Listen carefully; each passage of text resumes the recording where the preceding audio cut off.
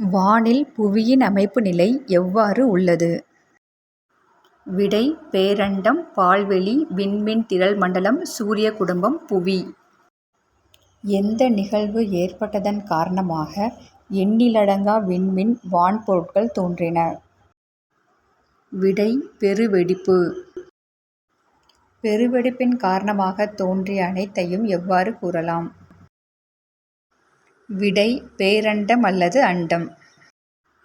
அண்டத்தை பற்றி படிக்கும் படிப்பின் பெயர் என்ன? விடை: அண்டவியல். காஸ்மாஸ் என்பது எம்மொழிச் சொல்? விடை: கிரேக்கம்.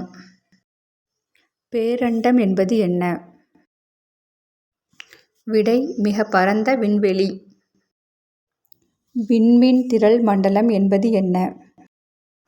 விடை: ஈர்ப்பு விசையால் ஒன்றாக பிணைக்கப்பட்ட நட்சத்திரங்களின் தொகுப்பு. பெருவெடிப்புக்கு பின் எத்தனை ஆண்டுகள் கழித்து பால்வெளி விண்மீன் திரள் மண்டலம் உருவானது? விடை: 5 பில்லியன் ஆண்டுகளுக்கு பின். புவி எந்த விண்மீன் திரள் மண்டலத்தில் உள்ளது? விடை: பால்வெளி விண்மீன் திரள் மண்டலம்.